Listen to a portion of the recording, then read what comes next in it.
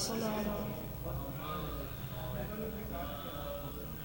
بالله من الشيطان الرجيم.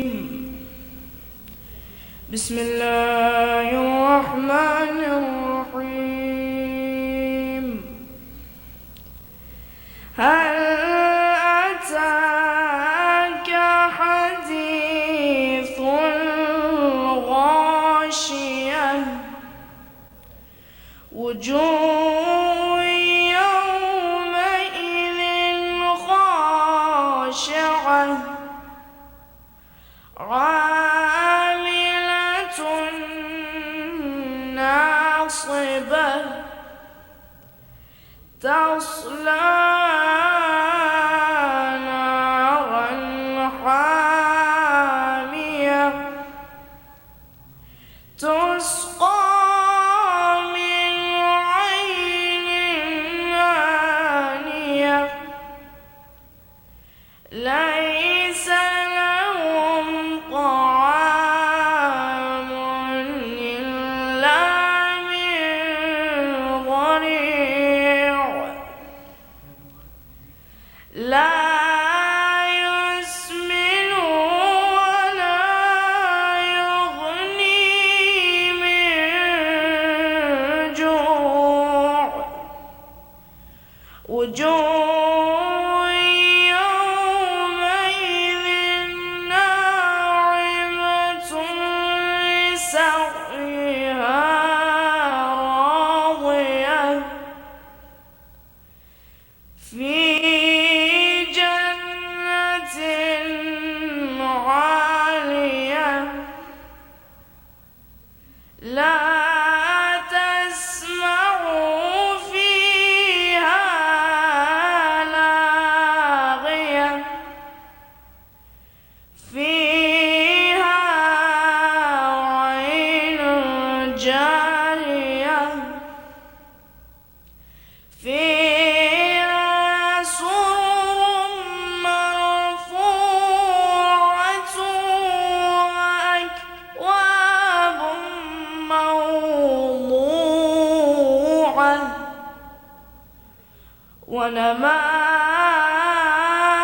ونمارق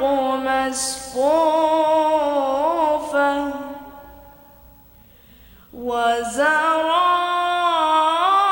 وزرابي مبثوثة أفلا ينظرون إلى الإبل كيف خلقت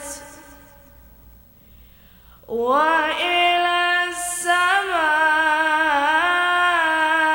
السماء كيف رفعت وإلى الجبال كيف نصبت وإلى الأرض كيف سطحت فذكر إنما أنت مذكر لست عليهم بمسيطر إلا من تولى وكفر فيعذبه الله العذاب الأكبر إن إلينا إيابهم ثم إن علينا حسابهم صدق الله مولانا العلي العظيم وصدق الرسول النبي الكريم ونحن على ذلك من الشاهدين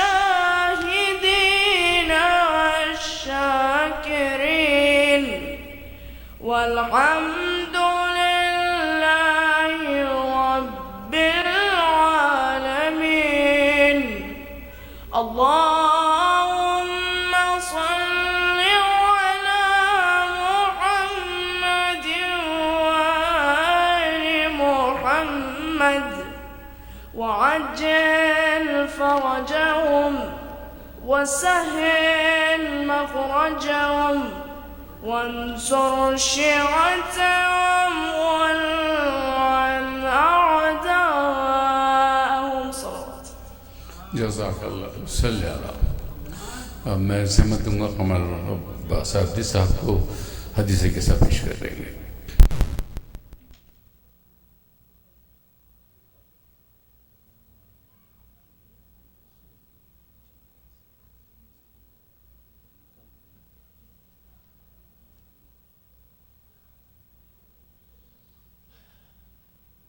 اللہم صلی علی محمد وآل محمد. اللہم صلی علی محمد وآل محمد. اللہم محمد وآل.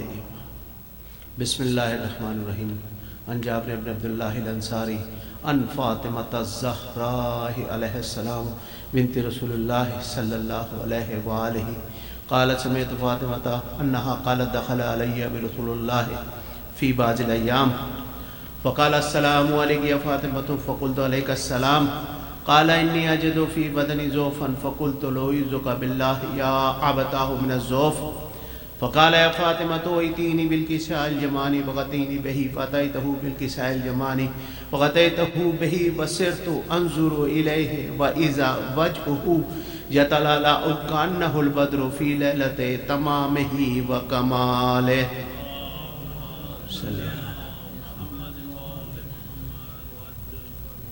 فما كانت إلا ساعة وإذا بولدي الحسن قد أقبل وقال السلام عليك يا أماه. فقلت عليك السلام يا قرة عيني وسمرة فؤادي.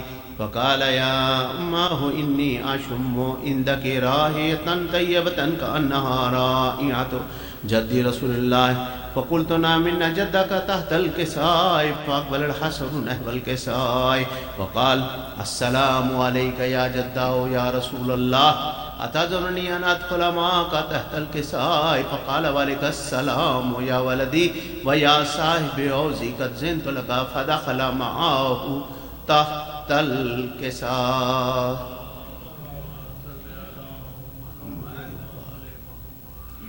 فما كانت إلا ساعة وإذا بولدي الحسين قد أقبل وقال السلام عليك يا أماه. فقلت عليك السلام يا ولدي ويا قرة عيني وسمرة فؤادي.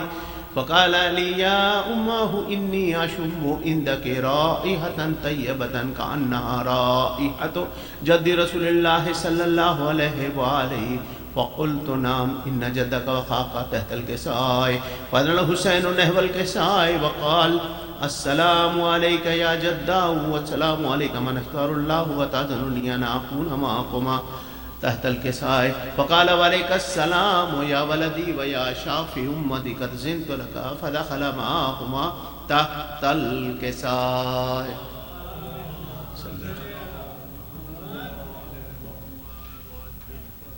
فأقبل عند ذلك أبو الحسن علي بن أبي طالب وقال السلام عليك يا بنت رسول الله. وقلت وعليك السلام يا أبا الحسن ويا أمير المؤمنين. فقال يا فاطمة إني أشم عندك رائحة طيبة كأنها رائحة أخي وابن أم رسول الله. فقلت نعم ها هو ما ولديك تحت الكساء. فأقبل علي نحو الكساء وقال السلام عليك يا رسول الله أتأذنني أن أكون معكم تحت الكساء. قال له وعليك السلام يا أخي ويا وسي وخليفتي وصاحب لوائي قد زنت لك. فدخل علي تحت الكساء.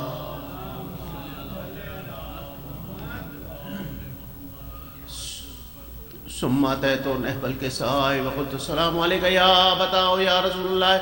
أتذرني أن أكون معكم تحت الكساء قال وعليك السلام يا بنتي ويا بزتي كزنت لك فدخلت تحت الكساء فلما اكتملنا جميعا تحت الكساء أخذ برسول الله بطرف الكساء وأومى بيد اليمنى إلى السماء وقال اللهم إن هؤلاء أهل بيتي وخاصتي وحامتي لحمهم لمي ودمهم دمي يؤلمني ما يؤلمهم ويحزنني ما يحزنهم أنا حرب لمن حربهم وسلم لمن سلمهم وعدو لمن عاداهم ومحب لمن أحبهم إنهم مني وأنا منهم فجل صلواتك وبركاتك ورحمتك وغفرانك ورضوانك علي وعليهم وعذب عنهم الرجس وطهرهم تطهيرا.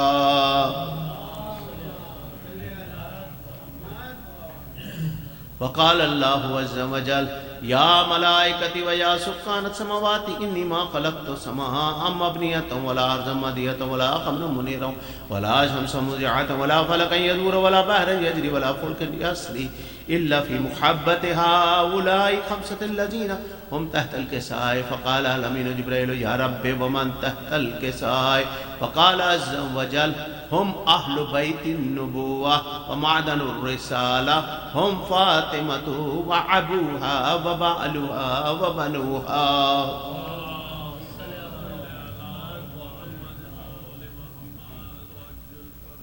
فقال جبرائيل يا ربي أتعذرني أن أهبط إلى الأرض ليكون معهم سارجا؟ فقال الله نعم قد زنت لك. فهبط من جبرائيل وقال السلام عليك يا رسول الله علي الأعلى يقرأك السلام ويخصك بالتحية والإكرام ويقول لك وعزتي وجلالي إني ما خلقت سماء مبنية ولا أرضا مادية ولا قمرا منيرا ولا شمسا مضيئة ولا فلكا يدور ولا بحرا يجري ولا فلكا يسري إلا لأجلكم ومحبتكم وقد أذن لي أن أدخل معكم فهل زعمت يا رسول الله؟ فقال رسول الله وعليك السلام يا أمين وحي الله إنه نام قد زنت لك. فدخل جبرائيل معنا تحت الكساء وقال لي إن الله قد أوحى إليكم يقول إنما يريد الله ليذهب عنكم الرجس أهل البيت ويطهركم تطهيرا.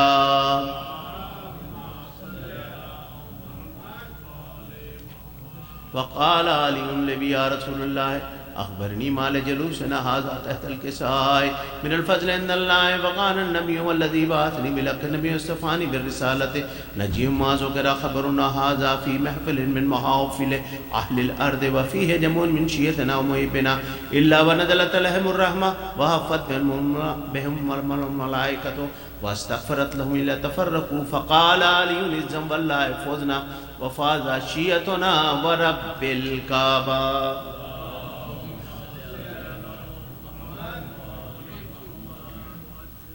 وقال النبي ثانيا يا علي والذي بعثني بالحق النبي اصطفاني بالرسالة نجيهم ما ذكر خبرنا هذا في محفل من محافل أهل الأرض وفيه جمع من شيعتنا ومحبنا وفيهم مهموم إلا فرج الله هما ولا مغموم إلا كشف الله غما ولا طالب حاجة إلا وقد الله حاجتا.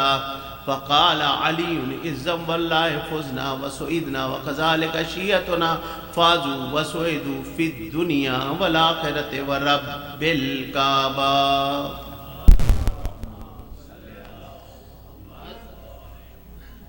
جزاک اللہ. یہ تھے قمر عباس عابدی صاحب حدیث کے ساتھ پیش کر رہے تھے.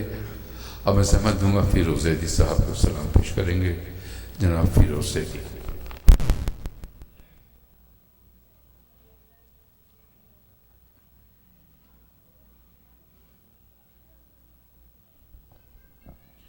برائے خوشنودی محمد و آل محمد بلندتر صلوات اللہ.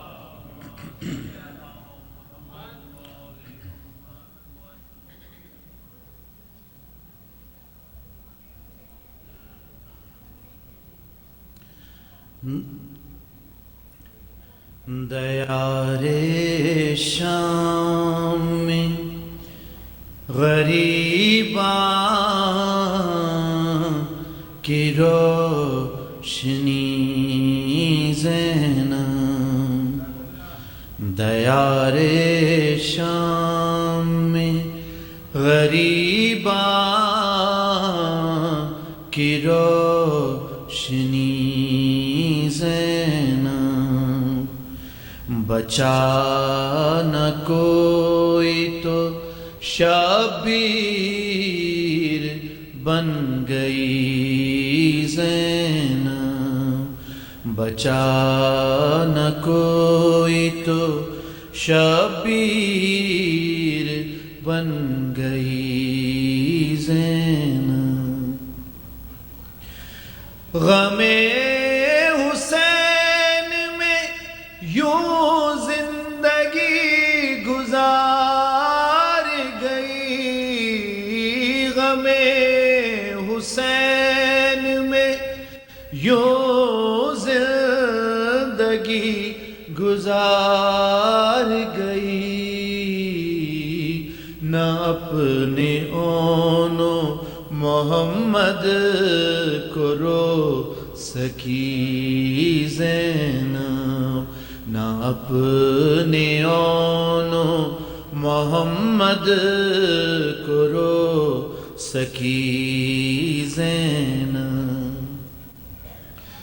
میرے حسین کی اس لاڈلی سکینہ کو، میرے حسین کی اس لاڈلی سکینہ کو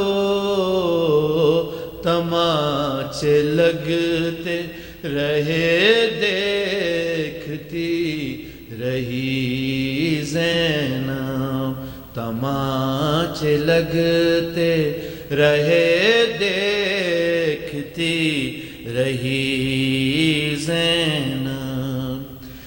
شکست لاش پہ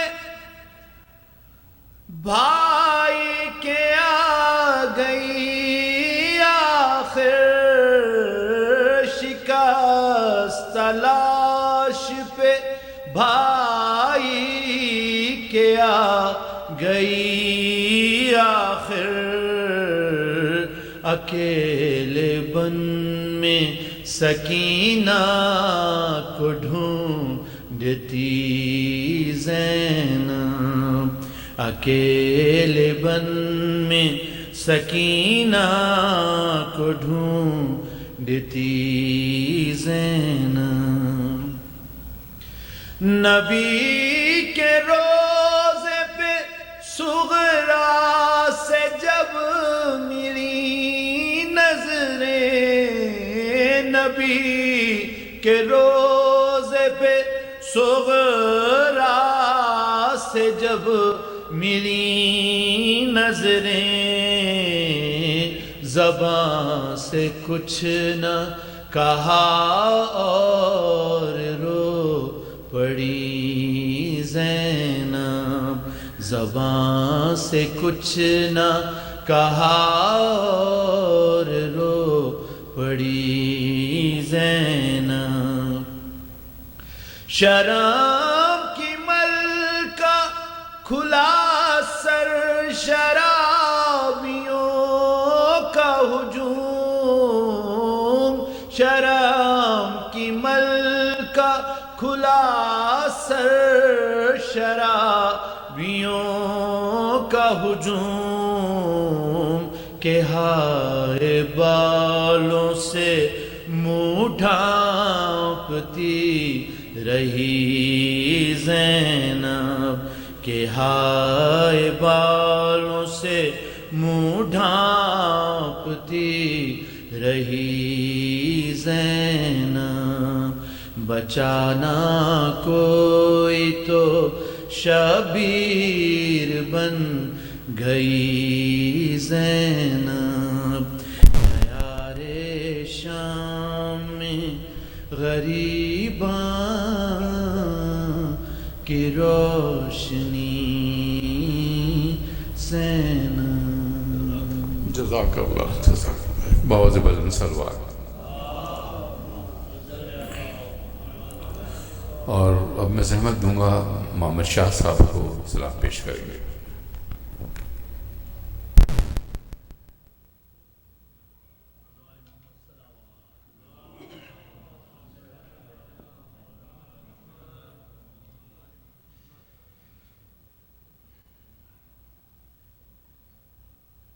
باری دیگر صلوات.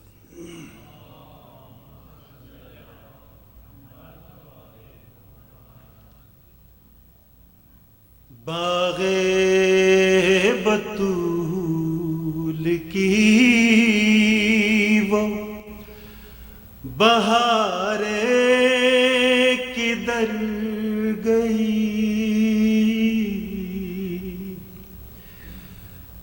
باغ بطول کی وہ بہار کدھر گئی، شبنم کو انتظار میں صدیاں گزر گئی،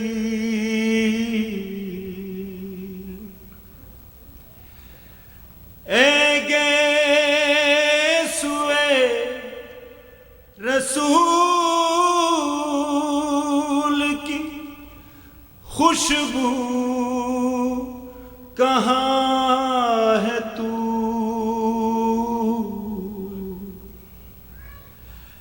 اے گیسوئے رسول کی خوشبو کہاں ہے تو، نیزے پہ کیوں حسین کی زلفیں بکھر گئی، نیزے پہ کیوں حسین کی زلفیں بکھر گئی،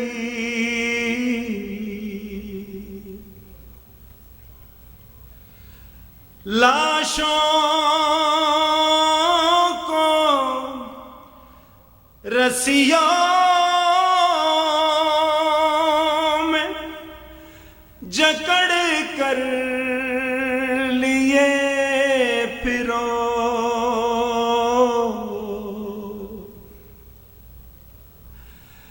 لاشوں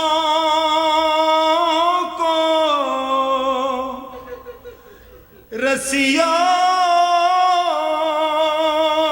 میں جکڑ کر لیے پھرو،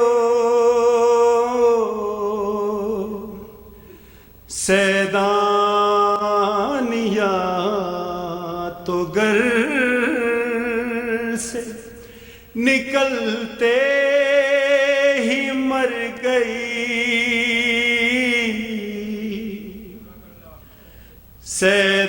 سیدانیہ تو گر سے نکلتے ہی مر گئی،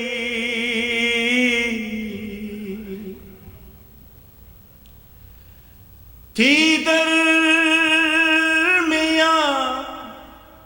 حسین غریب الوطن کی لاش،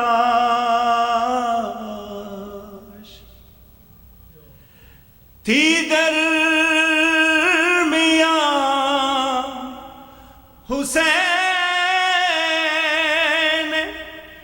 غریب الوطن کی لاش، فوج سوار ہو کے ادھر سے ادھر گئی، فوج سوار ہو کے ادھر سے ادھر گئی،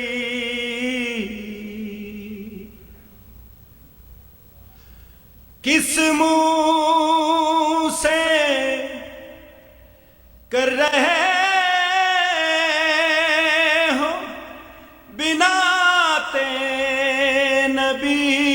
کی بات کس منہ سے کر رہے ہو بنات نبی کی بات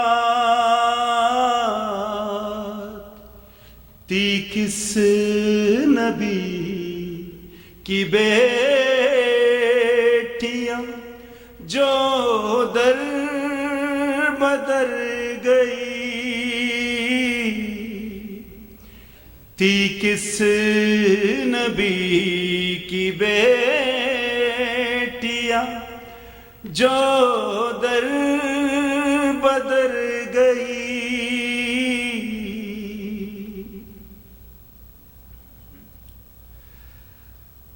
سغرا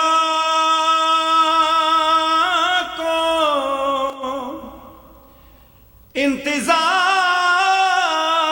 انتظار ہے اکبر کا اے ذکی سغرا کو انتظار اکبر کا اے ذکی اصغر کو رونے والیاں قیدوں میں مر گئی باغ بطول کی وہ بہاریں کدھر گئی شبنم کو انتظار میں صدیاں گزر گئی درود پڑھیے بر محمد علی جزاک اللہ. ایک اور باواز بلند سلوات.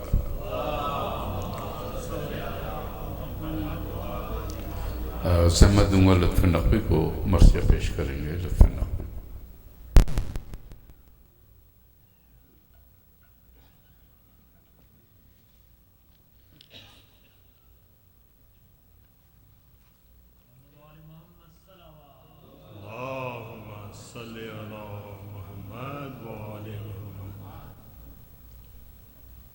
یہ کہہ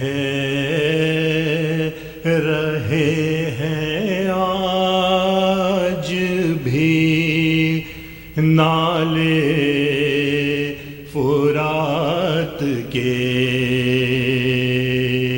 یہ کہہ رہے ہیں آج بھی نالے فرات کے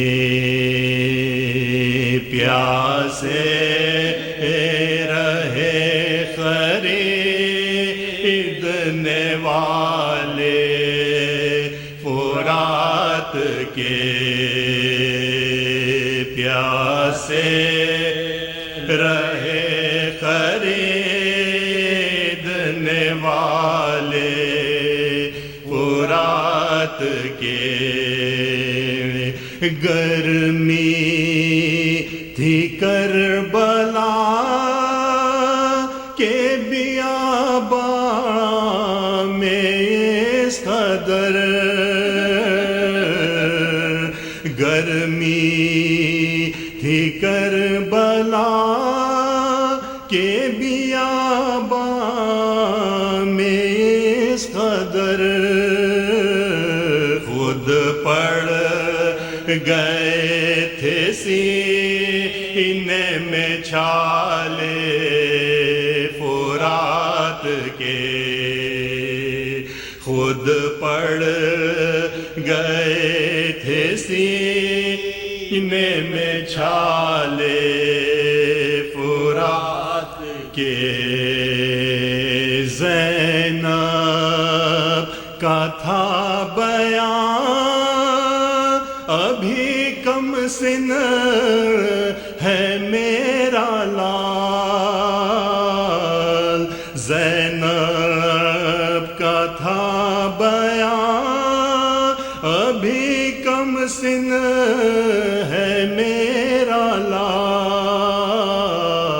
کر دے یہ نہ تشنگی کو حوالے فرات کے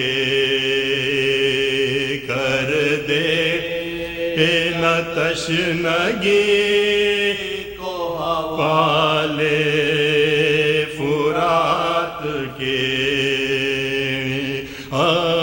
عباس اپنی خبر بنا کر لبے فرات عباس اپنی خبر بنا کر لبے فرات ارمان تم نے خوب نکالے فرات کے ارمان تم نے خوب نکالے فرات کے یہ کہہ رہے ہیں آج بھی نالے فرات کے صلوات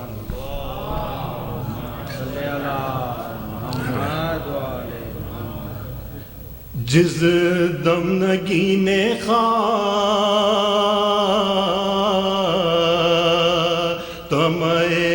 پیغمبراں گرا رونق اٹھی زمیں سے امام زمان گرا گرنے پر سب گرو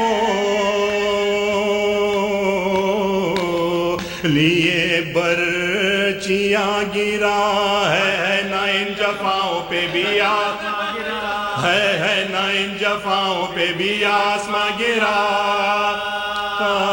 زہرا سے پوچھئے خلق نور عین کا تپنا زمیں پہ اور تڑپنا حسین تپنا زمیں پہ اور تڑپنا حسین کا مشتاق سیر زبان بڑے افسارانے کی قاتل کئی کھڑے ہوئے آ کر خری خری کوئی پکارا کوئی بولا بھی نہیں اب دیر کیا ہے سجدے میں رکھ لینے دو جب اب دیر کیا ہے سجدے میں رکھ لینے دو جب آواز دی عمر نے گردن ڈھلی ہوئی قاتل پکارا کبھی ہے کھلی ہوئی قاتل پکارا کبھی ہے کھلی ہوئی سب تھم گئے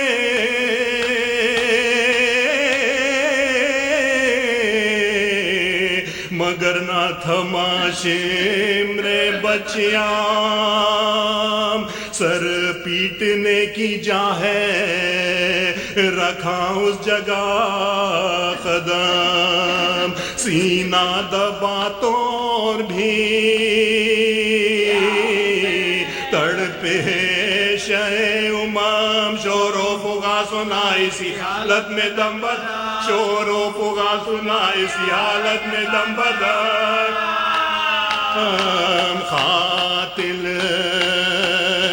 سے پوچھا دیکھ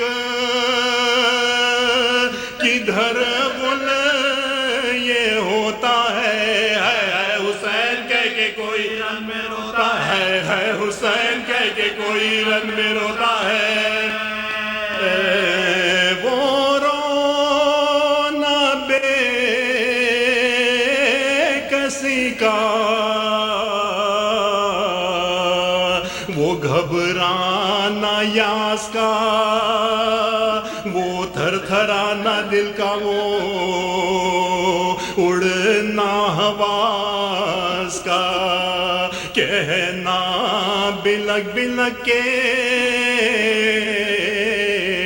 یہ کلمہ ہی راز کا اے شمر واسطہ علی اصغر کی پیاس اے شمر واسطہ علی اصغر اے شمر واسطہ علی اصغر کی پیاس کا للہ 3 روز کے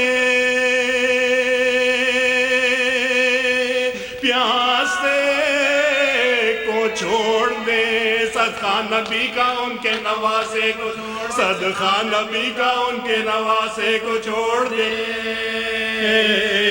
تھم جا خدا کو مان حبیب خدا کو مان زہرا کو مان حضرت مشکل کشا کو مان سوگند فخر و فاخر آل ابا کو مان اپنی رسول زادی کی تو التجا کو اپنی رسول زادی کی تو التجا کو مان سارے بزرگ مر گئے مجھ نصیب کے میرا کوئی نہیں ہے سوائے اس غریب میرا کوئی نہیں ہے سوائے اس غریب کے اے شمر میں گلے سے لگا لوں تو ذبح کر بھائی سے مل کے خیمے میں جالوں تو ذبح کر کچھ درد اپنے دل کا سنا لوں تو ذبح کر سید کو قبلہ روم لٹا لو تو ذبح سید کو قبلہ روم لٹا لو سید کو قبلہ روم لٹا لو تو ذبح کر پانی تو بھوکے پیاسے کو اے بد خصال دے ہے وقت ذبح آنکھوں پہ کپڑا تو ڈال ہے وقت ذبح آنکھوں پہ کپڑا تو ڈال دے اے شمر تجھ کو خالق اکبر کا واسطہ اے شمر تجھ کو روح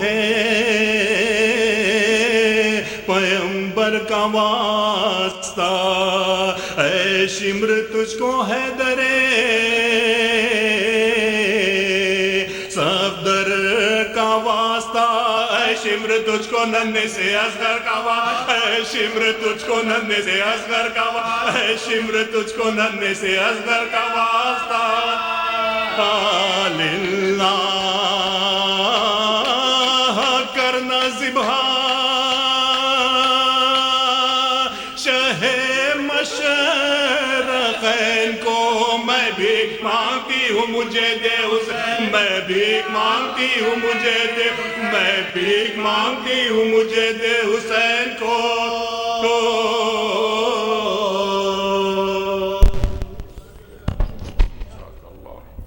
صلوات پر محمد و آل محمد.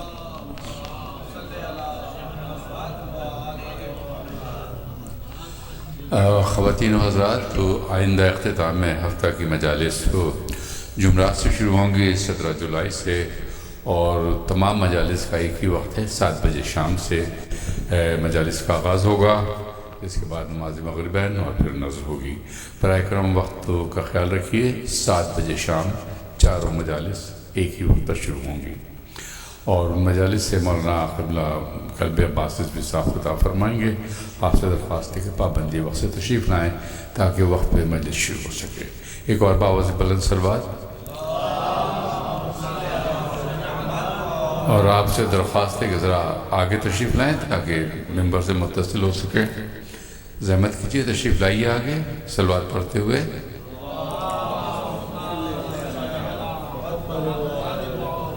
میں قبلہ سے درخواست کروں گا تشریف لائیں، مجلس سے خطاب فرمائیں گے جناب مولانا ارتضیٰ عباس نقوی صاحب.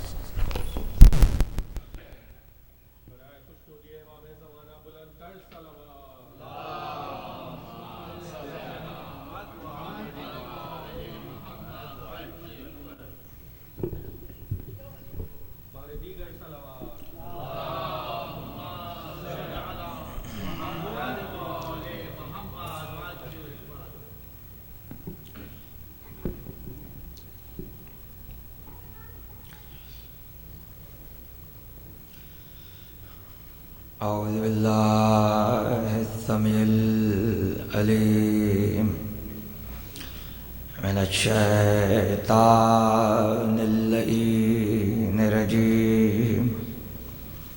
بسم الله الرحمن الرحيم. الحمد لله رب العالمين. الصلاة والسلام على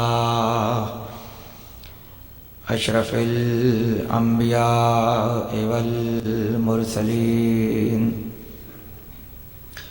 خاتم النبيين وشافع المحشر سيدنا المسدد بشيرنا الممجد نذيرنا المؤيد المصطفى الأمجد المحمود الأحمد أبي القاسم محمد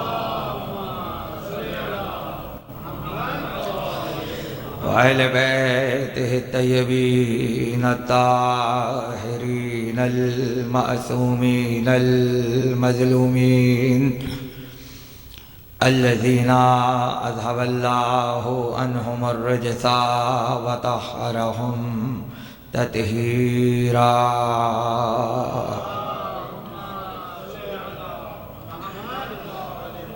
ولعنة الله على أعدائهم وغاصب حقوقهم ومنكر فضائلهم أجمعين. أما بعد فقد قال الله سبحانه وتعالى في محكم كتابه الحكيم وقوله الحق. بسم الله الرحمن الرحيم. الله نزل أحسن الحديث کتابا متشابہا مثانی صلوات.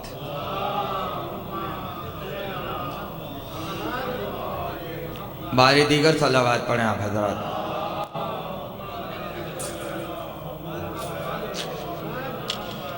آج سلسلے گفتگو کی ہمارے موضوع کے اعتبار سے آخری تقریر آپ کے ذوق سماعت کے لیے ہدیہ ہے، اور میں آغاز مجلس سے پہلے اپنا تہذیبی اور ادائی فریضہ سمجھتے ہوئے ان تمام بانیان مجلس کے لیے دعا گو ہوں کہ جنہوں نے اس فرش ازا کو بچھایا. پروردگار ان کی توفیقات میں اضافہ فرمائے، اور جس کائنات کے افضل ترین تذکرے کو انہوں نے یہاں منعقد کیا اسے اپنی بارگاہ میں قبول فرمائے. گفتگو یہاں تک پہنچی، ظاہر ہے کہ چند دنوں میں ان موضوعات کو کامل نہیں کیا جا سکتا. کئی اشرے درکار ہیں کہ عظمت حدیث قصہ پر بات کی جائے، لیکن بہرحال جتنا وقت میسر ہو سکا اتنی گفتگو کا خلاصہ یہ ہے کہ پروردگار عالم نے اس حدیث کو حدیث قدسی قرار دیا، اور یہ وہ حدیث ہے کہ جو زندگی گزارنے کا سلیقہ بھی بتاتی ہے، زندگی گزارنے کا نصاب سکھاتی ہے، تہذیب حیات سکھاتی ہے. یہ وہ حدیث ہے کہ جو عصمت کی خوشبو کے راز بتاتی ہے. یہ وہ حدیث ہے جو سلام کی عظمت پر روشنی ڈالتی ہے، یہ وہ حدیث ہے کہ جو اذن کی، اجازت کی عظمت کو بیان کرتے ہوئے اہل بیت کے حصار کو بیان کرتی ہے۔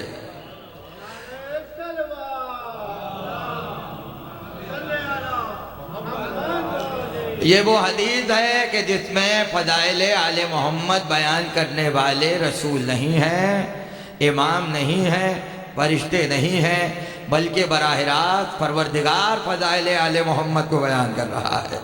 اور یہ وہ حدیث ہے کہ جس میں اس حدیث کی تلاوت کے اجر و ثواب کو بیان کیا گیا کہ جو بھی اس کا ذکر کرے گا ملائکہ گھیر لیں گے اور گھیرنے کے بعد دعائے مغفرت کریں گے۔ یہاں تک میں نے آپ کی خدمت میں عرض کیا، لیکن اب میں ایک جملے کا اضافہ اپنے بیان میں کر رہا ہوں، یعنی کوئی بھی حدیث کتاب پڑھے ملائکہ گھیر لیں گے، دعائے مغفرت کریں گے، کتنا گناہگار ہو مگر حدیث کتاب کے بعد بخشا ہوا ہو جاتا ہے۔ ہم مجلس سے پہلے حدیث کتاب اس لیے بھی پڑھتے ہیں کہ جب حدیث کتاب پڑھی جائے اور ہم سب جمع ہوں اور ملائکہ دعائے مغفرت کریں اور ہم گناہوں سے پاک ہو جائیں، تب طہارت کی حالت میں ذکر حسین کو سنا جائے۔ صلوات پڑھیں مولانا آواز۔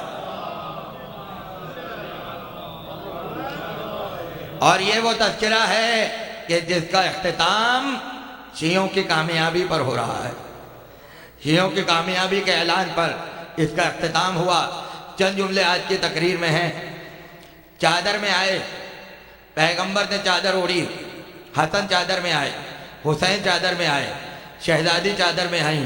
توجہ کیجیے گا، آیت نازل نہیں ہوئی، آیت نازل نہیں ہوئی۔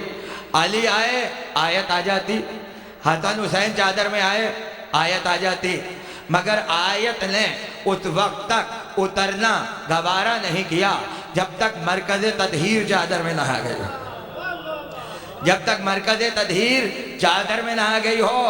صاحبان پہن تشریف فرما ہے، اس لیے ہندوستان کے مشہور شاعر قیس زنگی پوری نے بہت خوبصورت شعر کہا تھا کہ زیر چادر تھی امامت بھی رسالت بھی مگر، زیر چادر تھی امامت بھی رسالت بھی مگر، آیت تطہیر کو تھا انتظار فاطمہ۔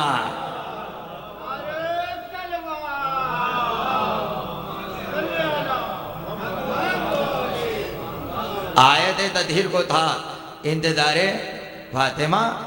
اب دیکھیے، آج میں پھر ایک نئے لفظ کو کھول رہا ہوں، اور ظاہر کہنے کو بہت کچھ ہے، لیکن جتنا موقع تھا عرض کیا، انشاءاللہ دوبارہ آئیں گے تو آپ کی خدمت میں عرض کریں گے۔ حسن آئے، شہزادی فرماتی ہیں فَأَقْبَلَ الْحَسَنِ، علی آئے، شہزادی فرماتی ہیں فَأَقْبَلَ عَلِيٌ، علی آئے۔ اقبلہ کے معنی ہے سامنے آنا، اقبال سے ہے، اقبال کا مطلب ہے سامنے آنا۔ فَأَقْبَلَ سامنے آئے، لیکن حسین کچھ ایسے خاص ہیں آل محمد میں نے پہلے بھی عرض کیا تھا، آج پھر کہہ رہا ہوں، حسین کے آنے پر شہزادی نے لفظ کو بدل دیا، فاقبلہ نہیں ہے۔ صاحبان پہم تشریف فرما ہے، حسن آئے فاقبلہ حسن، علی آئے فاقبلہ علی، مگر جب حسین آئے تو شہزادی نے لفظ کو بدل دیا، اور لفظ کیا رکھا؟ فَدَّنَ الْحُسَيْن، فَدَّنَ الْحُسَيْن۔ اب فرق کیا ہے؟ فرق یہ ہے کہ فاقبلہ کا لفظ وہاں آتا ہے کہ جہاں کوئی باہر سے اندر آ رہا ہو، اور فدنا کا لفظ تب آتا ہے جب کوئی پہلے ہی اندر موجود ہو اور کسی سے قریب ہو جائے۔ یعنی حسین گھر کے اندر تھے، حسن اور علی گھر کے باہر سے اندر آئے ہیں، تو شہزادی نے لفظ بھی اسی حساب سے رکھے ہیں تاکہ 1400 سال کے بعد بھی جب کوئی حدیث کتاب پڑھے تو منظر اس کے ذہن میں آ جائے۔ اور میں یہ پہلے عرض کر چکا ہوں کہ حدیث قسم میں کوئی ایک لفظ ایسا نہیں ہے کہ جو قرآن میں موجود نہ ہو، اس لیے جو لفظ حسین کے لیے استعمال ہوا وہ لفظ بھی مجھے قرآن میں نظر آیا۔ فَدَنَ الْحُسَيْن، حسین قریب ہوئے، دنا کے معنی ہے قریب، فَدَنَ الْحُسَيْن، حسین فوراً قریب ہوئے۔ یہ دنا میں فا وہی ہے جو فہادہ علی مولا میں لگا ہوا ہے، فوراً قریب ہوئے، فدن الحسین، قریب ہوئے. لب کہاں سے لیا شہزادی نے؟ چلے پیغمبر معراج پر. سورہ نجم میں ارشاد ہوا چلے پہلا آسمان، دوسرا آسمان، تیسرا آسمان، چوتھا آسمان. آیت اتری ثم دنا فتدلی وکانا قاب قوسین و ادنیٰ. اور قریب ہوئے. یعنی یہ جو دنا کا لفظ سورہ نجم میں پیغمبر کی معراج کے لیے آیا ہے، شہزادی اسی لفظ کو حدیث کتاب میں حسین کے لیے استعمال کر رہی ہے. توجہ چاہتا ہوں آپ حضرات کی. ثم دنا فتدلی، اور شہزادی کہہ رہی ہیں فدن الحسین. تو پتہ یہ چلا کہ جس طرح معراج میں پیغمبر خدا سے قریب ہوئے، اسی طرح حدیث قصہ میں حسین محمد سے قریب ہوئے. بتانے کا مقصد یہ تھا کہ محمد خدا سے قریب ہے اور حسین محمد سے قریب ہے. اب یہ تمہاری مرضی ہے، خدا تک پہنچنا ہو تو شوق کر چاہیے، تو حسین سے بہتر کوئی راستہ نہیں ملے گا. اس لیے کہ حسین محمد سے قریب ہے اور محمد خدا سے قریب ہے.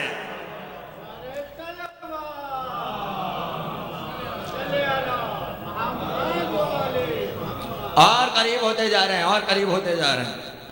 تو جو لفظ معراج میں آیا رسول کے لیے، وہ حدیث قصہ میں آیا حسین کے لیے. تو پھر مجھے کہنے دیجئے، اگر رسول کی معراج عرش معلیٰ پہ ہوتی ہے تو حسین کی معراج کربلا معلیٰ میں ہوتی ہے. اور منظر شہزادی کھینچ رہی ہیں، اور قریب ہوئے. آج میرا جی چاہ رہا ہے میں کچھ شعر پڑھوں، حالانکہ میں اشعار بہت کم پڑھتا ہوں، لیکن کچھ ایسا اتفاق ہے کہ آپ نے جس طرح سے سنا تو میرا جی چاہا کہ قمر جلالوی کی ایک ربائی. اور اس مجمع میں ایسے افراد تشریف فرما ہیں کہ جنہوں نے قمر جلالوی کو براہ راست سنا بھی ہے اور دیکھا بھی ہے. پہلی معراج رسول عربی کی معراج، حسین رسول اور معراج. پہلی معراج رسول عربی کی معراج، دوسری دوش محمد پہ علی کی معراج.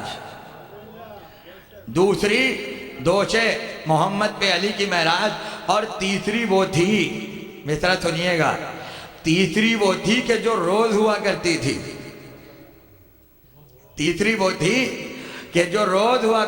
دوش احمد پہ حسین ابن علی کی معراج. صلوات پڑھیں بلند آواز سے.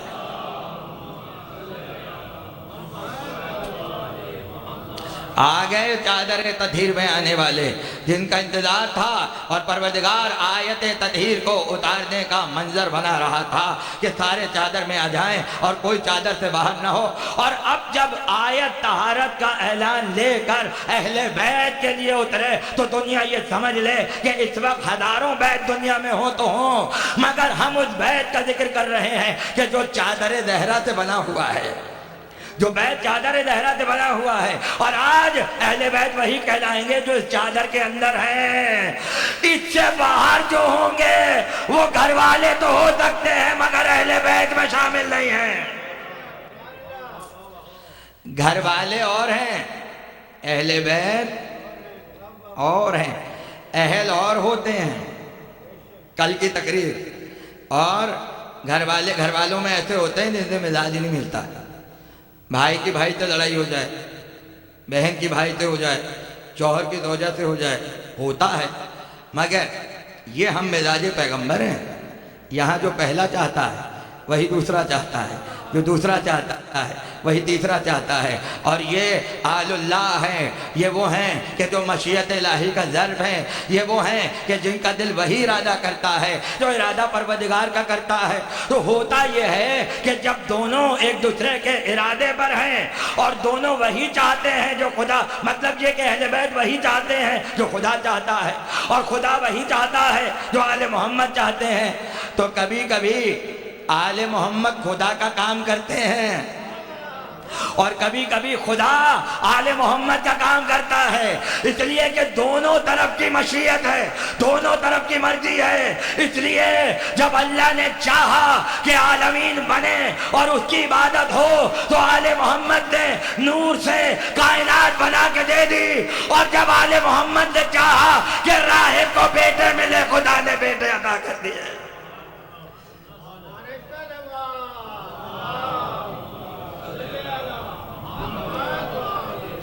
ذرا بلند ترین صلوات پڑھیں آپ حضرات۔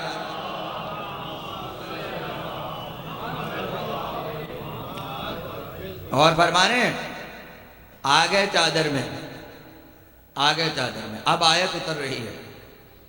جبریل لے جاؤ آیت، لے جاؤ، پروردگار اجازت ہے۔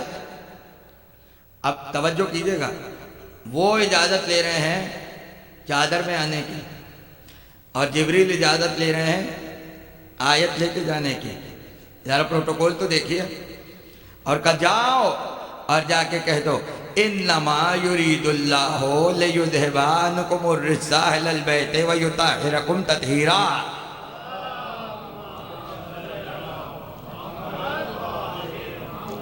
جاؤ اعلان کر دو جا کے، چلے چلے آئے، چادر کے قریب پہنچے۔ اب دیکھیے یہ عجیب منزل ہے، یہ عجیب منزل ہے، اور میں متوجہ کرنا چاہتا ہوں آپ کو یہاں پر۔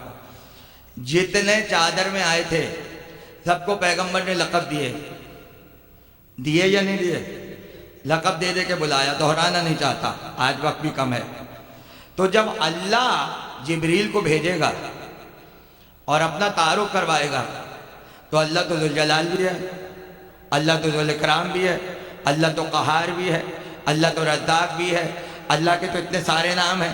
تو جب چادر میں جبریل کو بھیجا جائے گا اور اللہ علیہ محمد پہ سلام بھیجے گا، تو وہ اپنے کس نام کا انتخاب کرے گا؟ تو پروردگار نے طے کر لیا کہ جب حبیب نے ہر ایک کو لقب سے پکار کے چادر میں بلایا ہے، تو ہم بھی اپنا ایسا نام کے ساتھ سلام بھیجیں گے کہ جو آل محمد کے مزاج سے بہت ملتا ہو۔ اس لیے جبریل نے آ کر یہ نہیں کہا اللہ سلام بھیج رہا ہے، یہ نہیں کہا ذوالجلال سلام بھیج رہا ہے، یہ نہیں کہا قہار سلام بھیج رہا ہے، بلکہ اگر کہا العلی الاعلی یقرؤک السلام۔ جو علی اعلیٰ ہے، اور ہی نہیں فرمایا، جب چادر میں علی بیٹھا ہو تو وہ اپنے کو علی الاعلیٰ کہتا ہے۔ علی الاعلیٰ کی طرف سے سلام ہے، یعنی اب تک تو سلام آل محمد کر رہے تھے رسول کو، اور رسول اپنے آل کو سلام کر رہے تھے، اب پروردگار سلام کر رہا ہے۔ علی الاعلیٰ یقرؤک السلام، علی اعلیٰ نے آپ کو سلام کیا ہے۔ اور اب یہ بتائیے اجازت ہے کیا میں چادر میں داخل ہو جاؤں؟ یعنی سب اجازت لے رہے ہیں اور جبریل بھی اجازت لے رہے ہیں، تو جبریل آیت لائے ہو سنا دو، چادر میں آنے کی ضرورت کیا ہے؟ اس سے پہلے جتنی آیتیں لائے ہو کیا تم نے چادر میں سنائی ہیں؟ جو آج چادر میں آنے کے لیے اجازت مانگ رہے ہو، تو جبریل کہیں گے آیت آئیے اہل بیت کے لیے، اس لیے اعلان بھی بیت کے اندر کرنا ضروری ہے۔ اور جملے کیا ہیں؟ کیا میں چھٹا ہو جاؤں؟ کیا میں چھٹا ہو جاؤں؟ یہ چھٹا ہونا بتا رہا ہے۔ صاحبان اہل زبان تشریف فرمائے، صاحبان فہم تشریف فرمائے، یہ چھٹا ہونا بتا رہا ہے۔ جبریل چھٹے ہوئے تو تھے، صلوات پڑھیں بلند آواز سے۔ میں چھٹا ہو جاؤں؟ دیکھیے میں یعنی میں اور ہوں، آپ اور ہیں۔ میں چھٹا ہو جاؤں اس کا مطلب ہے 5 تو آپ ہیں، خمسہ نجبہ تو آپ ہیں، اصحاب کسا تو آپ ہیں۔ اب اجازت ہے کہ میں چھٹا ہو جاؤں۔ یہ چھٹا ہونا بتا رہا ہے کہ جبریل اور ہے، 5 اور ہیں، 5 اور ہیں اور چھٹا اور ہے۔ اور جبریل کہہ رہے ہیں کیا میں چادر میں داخل ہو جاؤں؟ کیا میں آپ کا چھٹا ہو جاؤں؟ اگر آیت نہ لائے ہوتے تو شاید چادر میں جانے کی مجال جبریل کی بھی نہیں تھی، لیکن مجبوری یہی تھی کہ آیت کو سنانا ہی چادر کے اندر تھا، تو بتانا یہ تھا کہ طہارت اہل بیت کا اعلان چادر کے اندر ہوگا، باہر نہیں ہوگا، اندر ہوگا، باہر نہیں ہوگا۔ لاہور میں ہمارے پاکستان میں ایک بہت بڑے عالم لاہور کے علامہ ابوالقاسم حائری تھے، عراق کے بہت بلند پایا عالم، تفسیر لکھی لوامع التنزیل، اور فارسی میں ہے وہ، اور آپ کو حیرت ہوگی کہ لاہور میں فارسی میں تفسیر لکھی گئی اور اس کی 10 سے زیادہ جلدیں ہیں اور بہت ہی ضخیم جلدیں، اور ایسی تفسیر جو ہے فارسی میں بہت کم ملتی ہے جو علامہ ابوالقاسم حائری نے لاہور میں لکھی، اور گام شاہ کی جو کربلا ہے وہاں پر سپرد کیا گیا، اور وہ قبریں آج بھی موجود ہیں کمرے کے اندر، لیکن جب کئی مدت گزر گئی تو کربلا پہنچایا گیا۔ یہ سپرد کرنا بھی وہاں آتا ہے جہاں بو ترابی اپنے کو تراب کے حوالے کر رہے ہوں، اور زمین امین بن جاتی ہے، امانت کی طرح رکھتی ہے اپنے سینے میں، اس لیے کہ بو تراب کا غلام آیا ہے۔ تو علامہ حائری بہت بڑے عالم، ان کے زمانے میں ایک اور عالم تھے عبدالعلی، مولوی عبدالعلی۔ اب ان علماء کے نام بھی ان ممبروں سے بیان ہو جائیں تو میں سمجھتا ہوں بہت بڑا تبرک ہے۔ علامہ اقبال سے بحث ہوئی امامت کے موضوع پر، علامہ عبدالعلی ہیروی کی علامہ اقبال سے امامت کے موضوع پر بحث ہوئی، اور علامہ اقبال نے یہ کہا کہ بھائی آپ کے سارے امام سمجھ میں آ رہے ہیں، 12واں سمجھ میں نہیں آ رہا۔ جواب سنیے گا، علامہ عبدالعلی ہیروی کہتے ہیں سمجھنے کی بھی ضرورت نہیں ہے آپ کو، 12واں اگر سمجھ میں نہیں آ رہا تو زحمت بھی کرنے کی ضرورت نہیں ہے۔ اب علامہ اقبال کہہ رہے ہیں کیا مطلب؟ کہنے لگے یہ بتائیے پہلا سمجھ میں آیا؟ اب سمجھ میں آنے کا مطلب یہ ہے کہ پہلے کو آپ امام مانتے ہیں یا نہیں، پہلے تو یہ بتائیے۔ کہنے لگے ہاں علی کو امام ماننے میں کوئی حرج نہیں ہے، علی امام من استو، میں نام غلام خود اقبال نے کہا علی میرے امام ہیں، تو امام ماننے میں تو کوئی حرج نہیں ہے۔ کہنے لگے حسن کو امام آپ کیوں مان رہے ہیں؟ کہنے لگے علی نے کہا حسین کو کیوں مان رہے ہیں؟ کہا حسن نے کہا۔ کہ سید سجاد کو امام کیوں مان رہے ہیں؟ کہنے لگے حسین نے کہا۔ کہ جب اس سلسلے سے 11 مان سکتے ہیں تو ایک مہدی سمجھ میں کیوں نہیں آ رہا؟ صلوات پڑھیں بلند آواز سے۔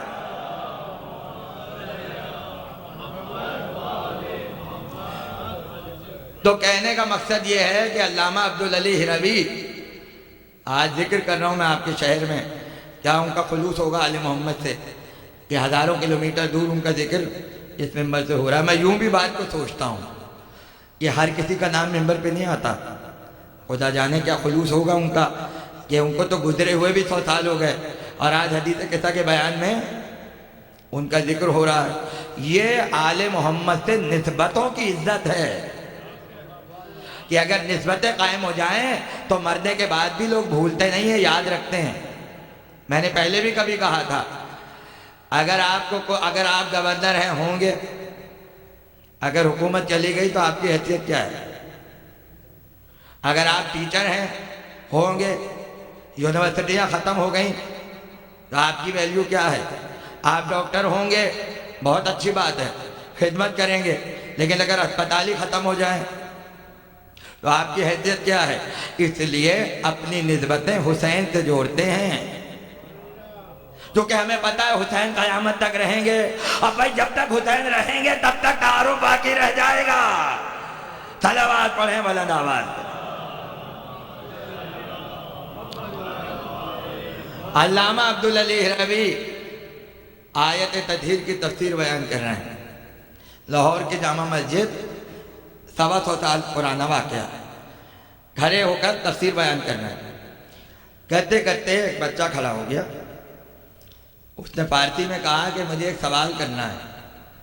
کہا پوچھو بیٹا کیا بات ہے؟ کہا آپ یہ کہہ رہے ہیں کہ اللہ یہ کہتا ہے کہ اے آل محمد تمہیں ایسا پاک رکھیں گے ایسا پاک رکھنے کا حق ہے، تو کیا اس سے پہلے آل محمد پاک نہیں تھے؟ سوال تو ہے۔ اگر اللہ کہہ رہا ہے پاک رکھیں گے جیسا پاک رکھنے کا حق ہے، تو اس سے پہلے آل محمد کیا تھے؟ اس کا ذرا جواب دے دیجئے۔ اب ہر کسی کے لیے جواب برابر نہیں ہوتا، جیسا سوال ہوتا ہے ویسا جواب ہوتا ہے۔ کہنے لگے بیٹا بیٹھ جاؤ، آیت میں پڑھوں گا، ترجمہ تم کرنا، تمہیں جواب خود ہی مل جائے گا۔ بچہ بیٹھ گیا، علامہ عبدالعلی ہیروی نے آیت پڑھی، قل هو اللہ احد، قل هو اللہ احد۔ کہنے لگے بتاؤ اس کا ترجمہ کیا ہے؟ بچے نے کہا اس کا مطلب ہے اے رسول کہہ دو اللہ یکتا ہے۔ کہنے لگے کیا اس دن یکتا ہوا جب یہ آیت نازل ہوئی ہے؟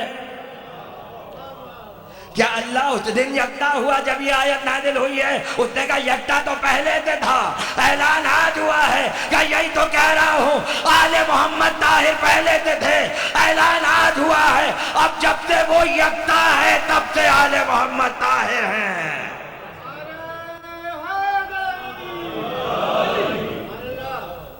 اور فرما رہے ہیں آپ کتنا اہم فیصلہ ہو گیا، اللہ ارادہ کر چکا ہے، اللہ ارادہ کر چکا ہے، آپ کا ارادہ اور ہے، اللہ کا ارادہ اور ہے، اور اللہ کے ارادے بدلتے نہیں ہیں، اللہ کا فیصلہ اٹل ہوتا ہے۔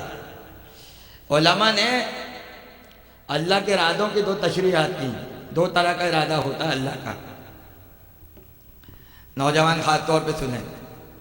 ایک ہوتا ہے ارادہ تشریعی اور ایک ہوتا ہے ارادہ تکوینی، یہ دو ارادے ہیں۔ ارادہ تشریعی ہوتا ہے کہ جو اللہ ارادہ کرتا ہے لیکن پورا ہوتا ہے بندوں کے ذریعے۔ مثلا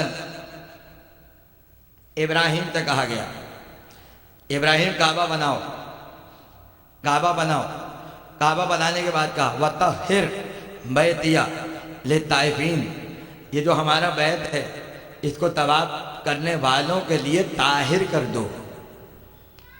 کیا کر دو؟ طاہر۔ اب اللہ چاہتا ہے طاہر ہو جائے کعبہ، مگر کہہ کس سے رہا؟ ابراہیم سے۔ اللہ چاہتا ہے عبادت طہارت کے ساتھ ہو، مگر وضو آپ کریں گے۔ بات واضح ہو رہی ہے؟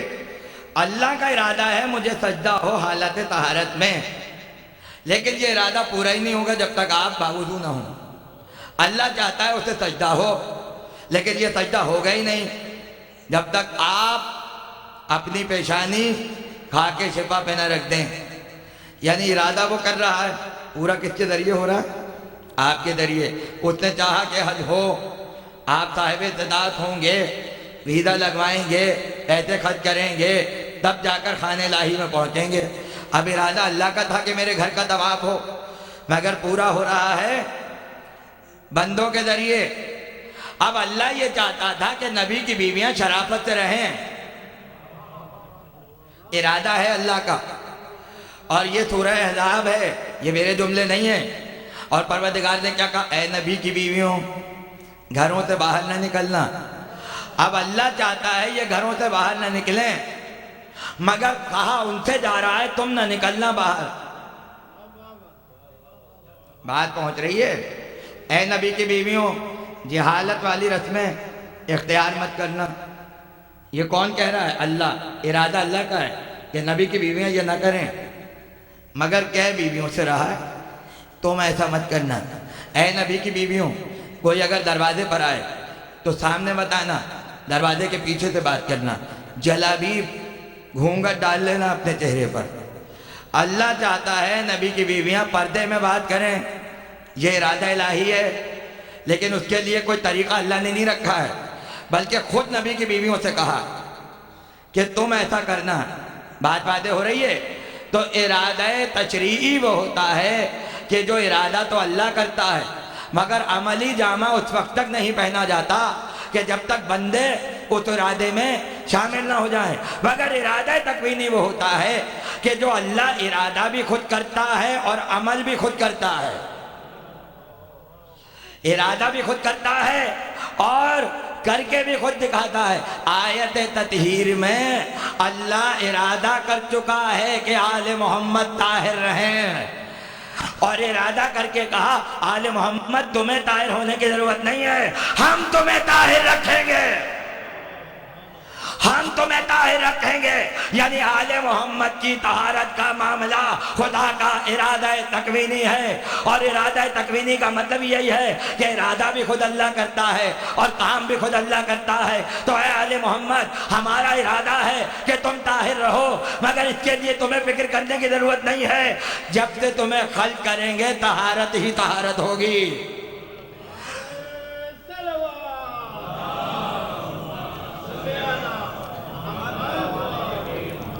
بات واضح ہو رہی ہے؟ تو اب میں ایک جملہ کہہ کے آگے بڑھ جاؤں. سب کے لیے اللہ کا ارادہ تشریعی ہے. آل محمد کے لیے اللہ کا ارادہ تکوینی ہے. تشریعی ارادے کا مطلب یہ ہے ارادہ اللہ کرے پورا بندہ کرے، اور تکوینی یہ ہے کہ ارادہ بھی اللہ کرے اور پورا بھی اللہ کرے. تو اب سمجھ میں آیا ازواج پیغمبر کا احترام اپنی جگہ، مگر پروردگار نے ان کی طہارت کے معاملے میں کہا تم ایسا نہ کرنا، تم ایسا نہ کرنا، مگر آل محمد کے لیے کہا تمہیں تو ہم ایسا طاہر رکھیں گے جیسا طاہر رکھنے کا حق ہے. صلوات پڑھیں بلند آواز سے.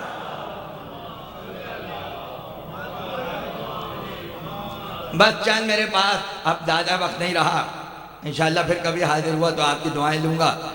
بس اتنا سن لیجئے، طہارت کا اعلان آ گیا، طہارت کا اعلان آ گیا. اے آل محمد تم ازل سے ابد تک طاہر رہو گے. ہم اعلان کر رہے ہیں، اور ایک اعلان نہیں ہے، دوہرا اعلان ہے. یطہرکم تطہیرا، ایسا طاہر رکھیں گے کہ جیسا طاہر رکھنے کا حق ہے. اتنے بڑے واقعے کے بعد، اتنی بڑی فضیلت کے بعد، اتنے بڑے اعلان کے بعد ضرورت تو اس بات کی تھی کہ آل محمد اپنی طہارت کا تذکرہ کرتے، آیت تطہیر پر گفتگو کرتے. یعنی دستور دنیا کا یہ ہے کہ جب کوئی بڑا واقعہ ہو جائے تو اس کو ہفتوں ڈسکس کیا جاتا ہے. ایسا ہوتا ہے یا نہیں؟ خدا نہ خواستہ اگر یہاں امام بارگاہ کی سڑک کے باہر کوئی حادثہ ہو جائے تو آپ کم سے کم ایک ہفتے ڈسکس کریں گے ہر طریقے سے. گاڑی کہاں سے آئی، کیسے آئی، کیسے ٹکرائی، کیا ہوا. اس لیے کہ ایک بڑا واقعہ ہو جائے تو وہ ڈسکس ہوتا ہے. آل محمد چادر کے اندر اور نازل ہوئی آیت تطہیر، تو کتنا اہم واقعہ تھا. ہونا تو یہ چاہیے تھا کہ آپس میں اپنی طہارت اور عظمت کی گفتگو کرتے، مگر ایسے موقع پر اپنا کوئی ذکر ہی نہیں کیا، بلکہ پیغمبر علی کو مخاطب کر کے کہتے ہیں جب تمہارے شیعہ اور محب جمع ہو جائیں. یعنی کس منزل پر آپ کو یاد کیا گیا ہے. آیت تطہیر کا اعلان ہوا اور پیغمبر نے فوراً گفتگو تبدیل کی اور کہا یا علی شیعتنا و محبینا، جب ہمارے شیعہ اور ہمارے محب جمع ہو کر اس کا ذکر کریں، توجہ کیجیے گا، شیعتنا شیعہ، محبینا محبت کرنے والے.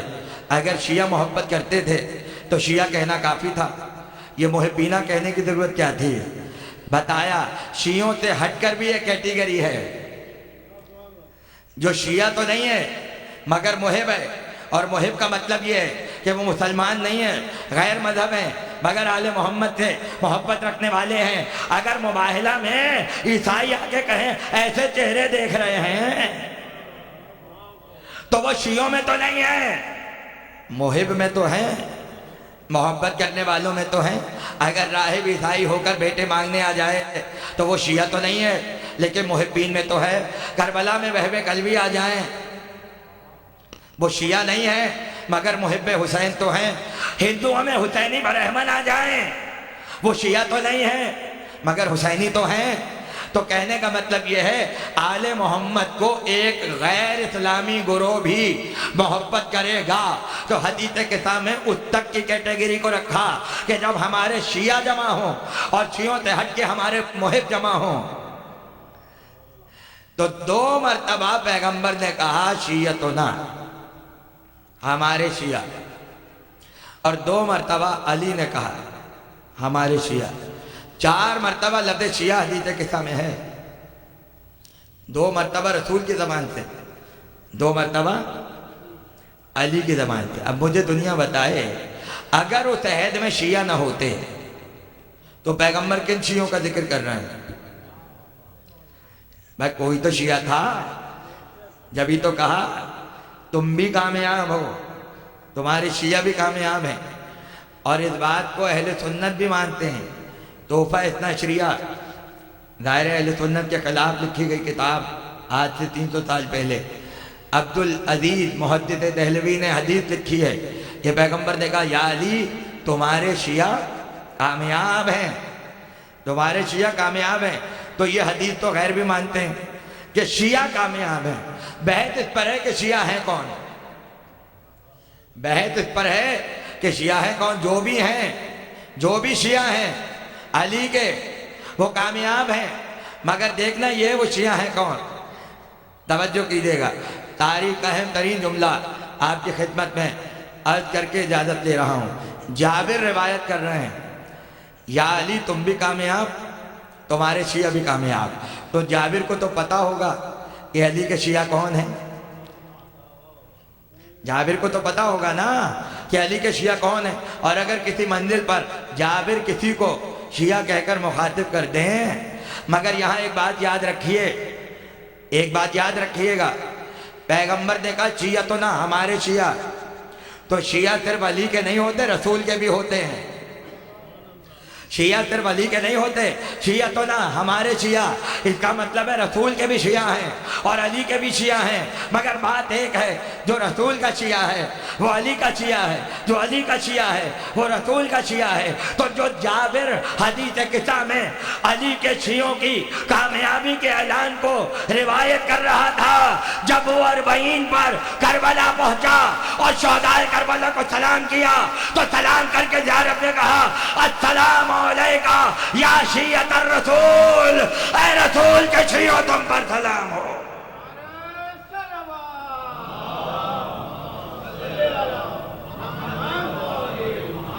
جابر شہدائے کربلا کو سلام کرتے ہوئے گرج شہیدہ پہ کہہ رہے ہیں اے رسول کے شیعوں، حوالے کی ذمہ داری ہے، اے رسول کے شیعوں تم پر میرا سلام ہو۔ اب جو بھی لشکر حسین میں ہے وہ پیغمبر کا شیعہ ہے، چاہے وہ حبیب ابن مظاہر ہوں، چاہے وہ مسلم ابن احتجا ہوں، چاہے وہ عابس ابن شبیب شاکری ہوں، چاہے وہ ہلال ابن نافع ہوں، چاہے وہ زہیر ابن قین ہوں، چاہے وہ جون غلام ابو ذر ہوں، چاہے وہ اسلم ترکی غلام سید سجاد ہوں۔ 15 سے زیادہ اصحاب پیغمبر حسین کے لشکر میں تھے، اور 10 سے زیادہ تابعین جو علی اور حسن کے اصحاب میں تھے اور جمل صفین اور نہروان میں شریک تھے وہ حسین کے لشکر میں تھے۔ جابر نے سب کو رسول کا شیعہ کہا، جابر نے سب کو رسول کا شیعہ، تو بتا دیا کہ آل محمد کے شیعوں کا معیار کیا ہے۔ اگر اس عہد میں نہ ہوتے تو جابر سلام کیوں کرتے؟ ہاں تم بھی کامیاب، یا علی تم بھی کامیاب ہو، تمہارے شیعہ بھی کامیاب ہیں۔ دیکھیے جب کوئی بڑا دعا دیتا ہے اللہ تمہیں کامیاب کرے تو بچہ پلٹ کے یہ نہیں پوچھتا کب تک کامیاب کرے، نہیں پوچھتا، بس تم کامیاب رہو، لمٹ نہیں ہے۔ اب اگر کوئی پوچھ لے کہ شیعوں کی کامیابی کی لمٹ کیا ہے تو پیغمبر نے پہلے ہی بتا دیا یا علی تم بھی کامیاب ہو، تمہارے شیعہ بھی کامیاب ہیں۔ اب جب تک علی کامیاب ہے تب تک شیعہ کامیاب ہے، اور یہ وہی ہے فزتو برب الکعبہ۔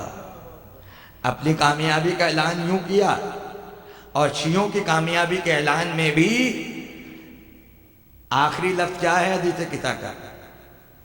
ورب الکعبہ، یعنی اپنی کامیابی میں بھی علی نے کعبے کی قسم کھائی، اور شیعوں کی کامیابی میں بھی علی نے آخر میں ورب الکعبہ کہا۔ تو یہ کامیابی ظاہر نہ ہو اگر حسین کی عزاداری نہ ہو، اس لیے یہ عزاداری شیعوں کی کامیابی کا اعلان ہے، یہ عزاداری شیعوں کی کامیابی کا اعلان ہے۔ بس گفتگو ختم ہوئی، اور یہ کامیابی ممکن نہیں تھی اگر علی کی بیٹی کا سر کھلا نہ ہوتا، اگر سیدانیوں کی چادریں نہ چھنتی تو کس طرح سے اس کامیابی کا اعلان ہوتا۔ آپ کی آوازیں بلند ہوئیں، مصائب کے چند جملے، اور میرا ہمیشہ سے طریقہ ہے کہ جب تک سفر کا چاند نہ ہو جائے اس وقت تک میں شام کے مصائب نہیں شروع کرتا، اس لیے ان تاریخوں میں وہی مصائب بیان ہوتے ہیں کہ جو کوفے کے سفر کے درمیان واقع ہوئے ہیں۔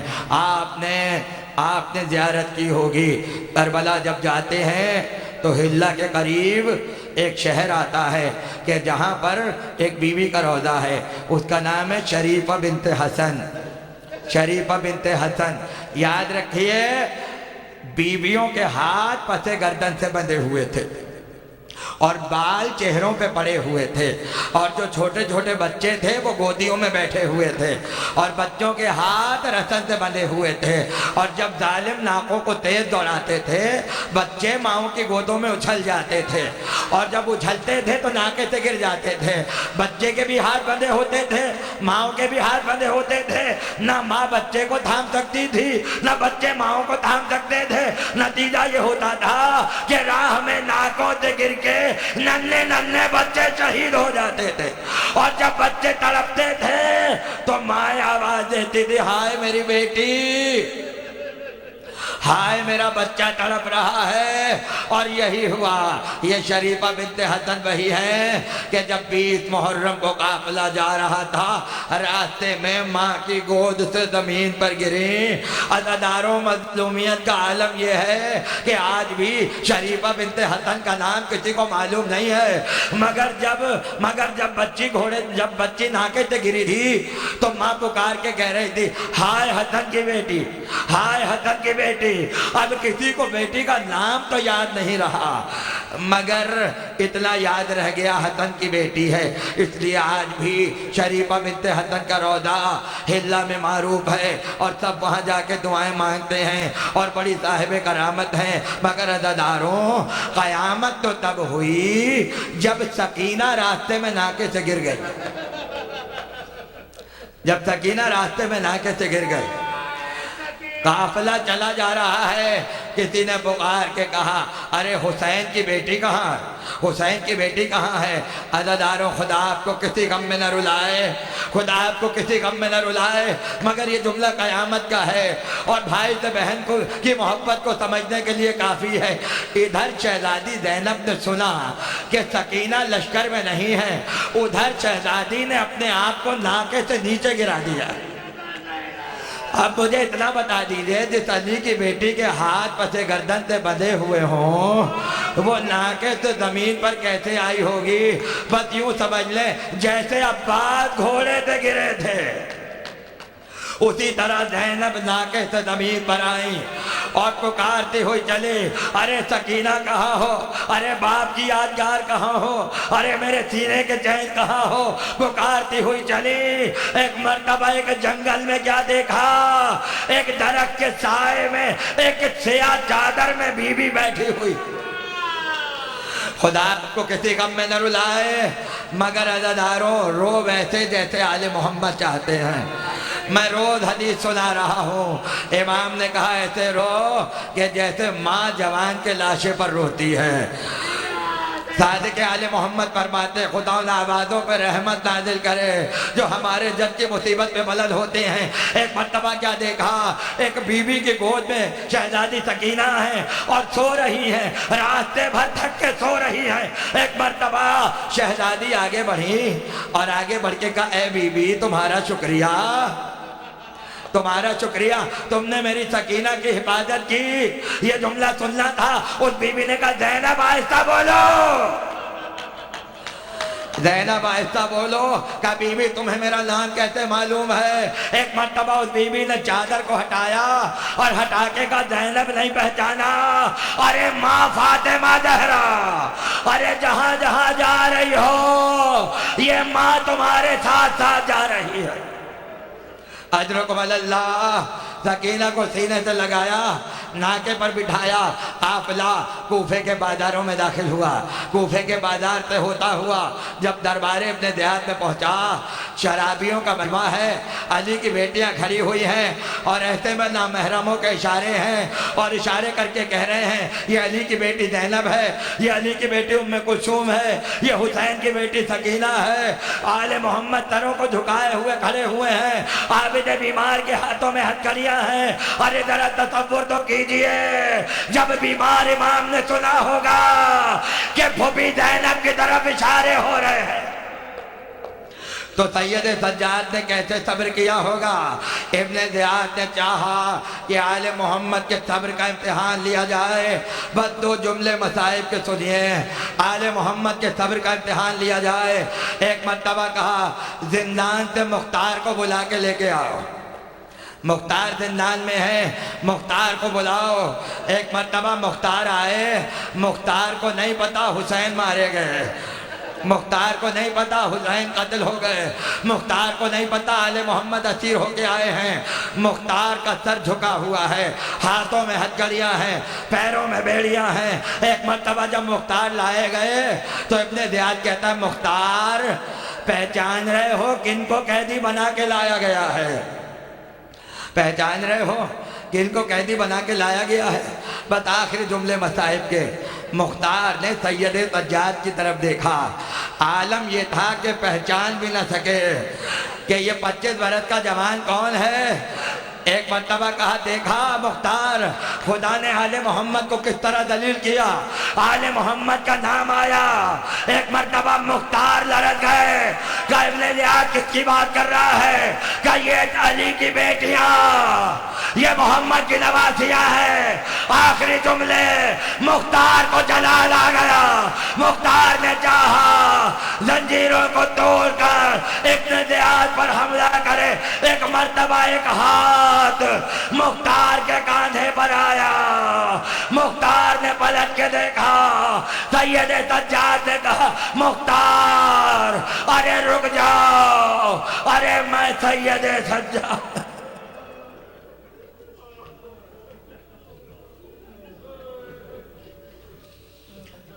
وَسَيَعْلَمُ الَّذِينَ ظَلَمُوا أَيَّ مُنْقَلَبٍ يَنْقَلِبُونَ۔ بار اللہ اس ذکر کو قبول فرما، اعلاسوں کو قبول فرما، حجت آخر کے ظہور میں تعجیل فرما، مقدس مقامات کی حفاظت فرما، بار بار زیارت کی توفیق عطا فرما، بانیان مجلس کی توفیقات میں اضافہ فرما، حاضرین مجلس کی توفیقات میں اضافہ فرما۔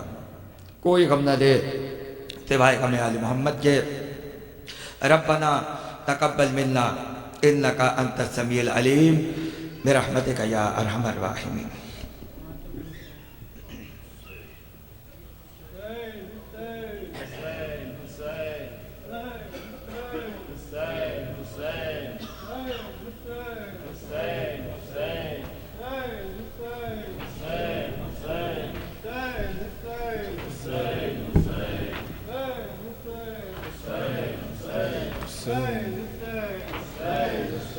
سورہ کہف سناتا ہے یہ سر کس کا ہے،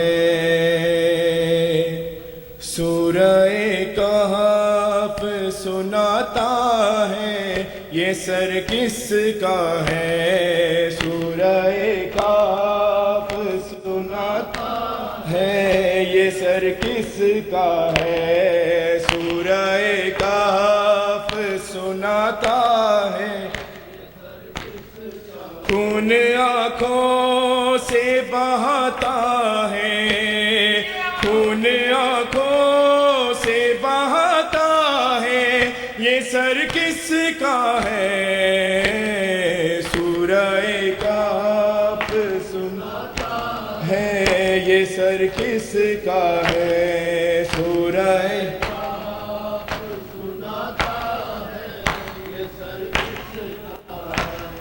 چلتے چلتے جو سکینہ کہیں گر جاتی ہے، چلتے چلتے جو سکینہ کہیں گر جاتی ہے، خود کو نیزے سے گراتا ہے، خود کو نیزے سے گراتا ہے یہ سر کس کا ہے، سناتا ہے یہ سر کس ہے، سورہ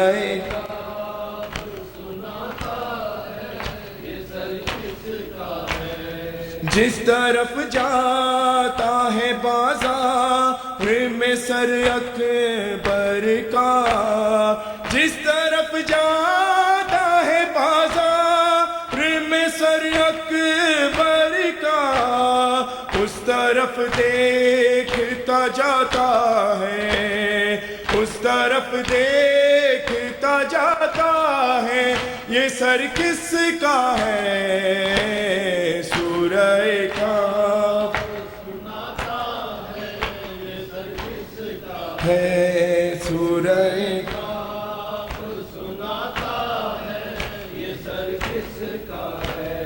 جب بھی داخل کسی بازار میں ہوتے ہیں حرام، جب بھی داخل کسی بازار میں ہوتے ہیں حرام، پہلا پتھر یہی کھاتا ہے، پہلا پتھر یہی کھاتا ہے، یہ سر کس کا ہے؟ سورہ کاف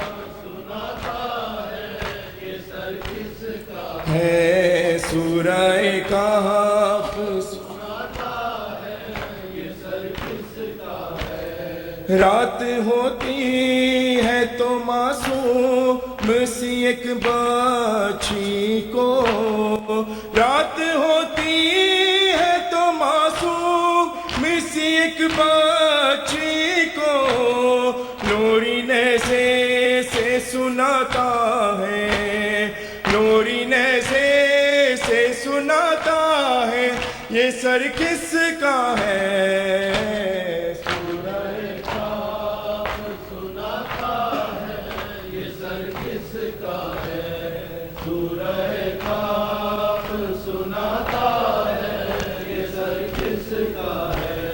قیدی بنی کڑی ہے کربل میں زہرا ثانی، قیدی بنی کڑی ہے کربل میں زہرا ثانی، قیدی بنی کڑی ہے کربل میں زہرا ثانی، قیدی بنی کڑی ہے کربل میں زہرا ثانی۔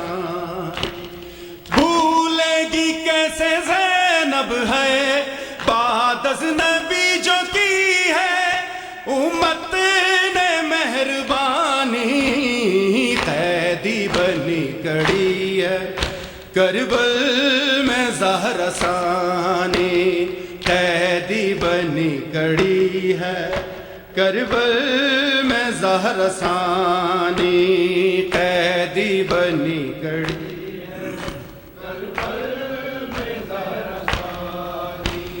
زہرا بھی دعا دیتی مولا سے اجر ملتا، اس کام کے صدقے میں فردوس میں گھر ملتا، کربل میں مسلمانوں ہے تو گھونٹ پلا دیتے اصغر کو اگر پانی، قیدی بنی کڑی ہے کربل میں زہرا ثانی، قیدی بنی کڑی ہے کربل میں زہرا ثانی، قیدی بنی کڑی ہے کربل میں زہرا ثانی۔ پابند رسن زینب چادر بھی نہیں سر پہ، ٹوٹی ہے قیامت وہ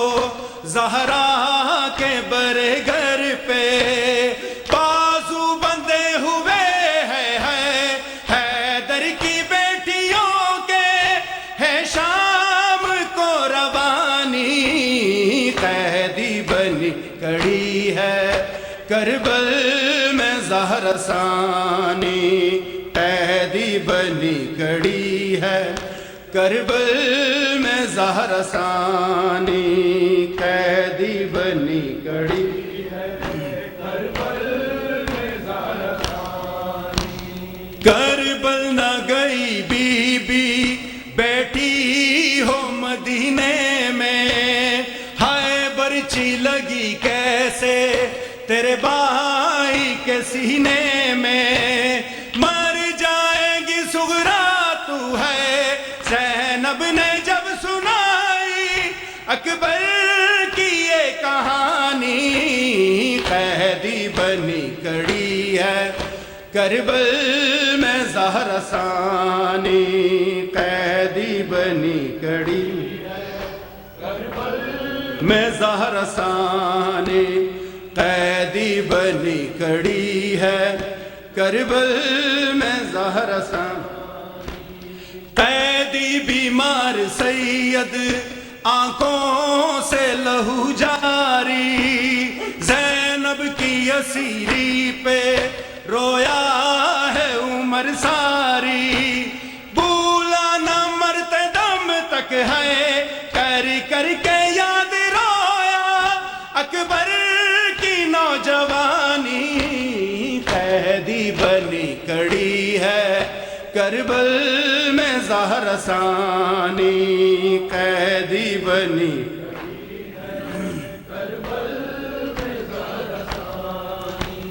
قیدی بنی کڑی ہے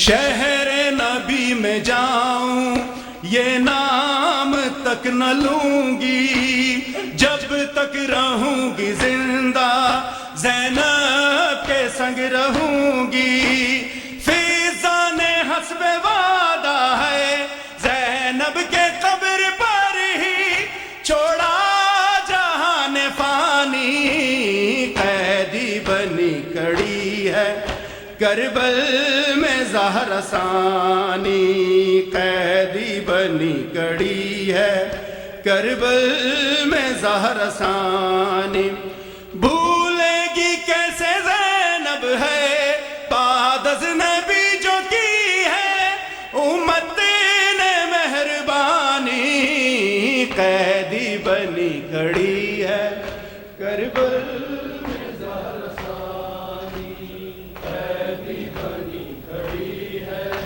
کربل میں زہرا ثانی جب شام و سحر فاطمہ زہرا تجھے روئے عباس تیرا حق ہے زمانہ تجھے روئے عباس تیرا حق ہے زمانہ تجھے روئے عباس تیرا حق ہے زمانہ تجھے روئے درالیے پہرے پہ ستمگار کھڑا ہے درالیے پہرے پہ ستمگار کھڑا ہے اور کیسے تیرے لاشے پہ سکینہ تجھے روئے کیسے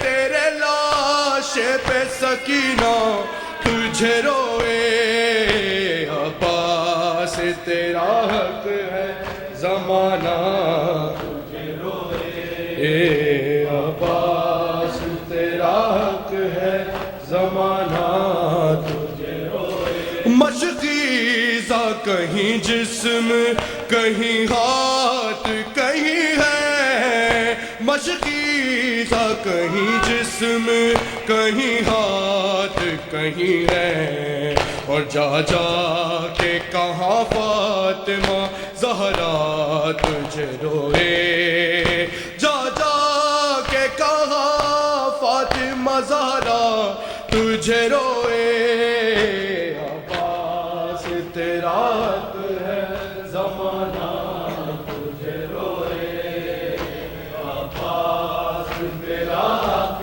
ہے زمانہ تجھے روئے کیسا ہے یہ چراغ دل ڈوبے جا رہے ہیں کیا شام آ گیا ہے اماں فضا بتا دے مجھ کو پتھر کیوں آ رہے ہیں اماں فضا بتا دے مجھ کو پتھر کیوں آ رہے ہیں اماں فضا بتا دے مجھ کو پتھر کیوں آ رہے ہیں کیسا ہے یہ چراغ دل ڈوبے جا رہے ہیں کیا شام آ گئی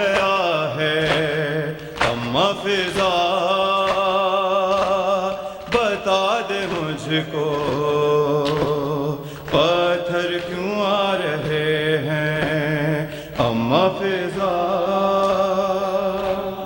بتا دے مجھ کو پتھر کیوں آ رہے ہیں نیزوں پہ جتنے سر ہیں ایک سر ہے ان میں ایسا آنکھیں ہیں بند اس کی اور خاک پر ہے گرتا عباس کا یہ سر ہے تیور بتا رہے ہیں کیا شام آ گیا ہے اما فضا بتا دے مجھ کو پتھر کیوں آ رہے ہیں اما فضا بتا دے مجھ کو پتھر کیوں آ رہے ہیں ماں کی گودیوں سے لپٹے ہوئے ہیں بچے ہیں ہاتھ رسیوں میں ماں کیسے جکڑے بچے جو گر رہے ہیں وہ مرتے جا رہے ہیں کیا شام آ گیا ہے اما فضا بتا دے مجھ کو پتھر کیوں آ رہے ہیں اما فضا بتا دے مجھ کو پتھر کیوں آ رہے ہیں ہونے لگی اذانیں کیسے سروں کو ڈھانپیں بازو بندھے ہوئے ہیں خون رو رہی ہے آنکھوں کے خون سے راستے خون میں نہا رہے ہیں کیا شام آ گیا ہے اما فضا بتا دے مجھ کو پتھر کیوں آ رہے ہیں اما فضا بتا دے مجھ کو پتھر کیوں آ رہے ہیں نیزے پہ رو رہا ہے مشکل کشا کا بیٹا نامحرموں کے لب پر آیا ہے نام میرا مجھ کو کنیز زادے یوں بھی رلا رہے ہیں کیا شام آ گیا ہے اما فضا بتا دے مجھ کو پتھر کیوں آ رہے ہیں اما فضا بتا دے مجھ کو پتھر کیوں آ رہے ہیں اما فضا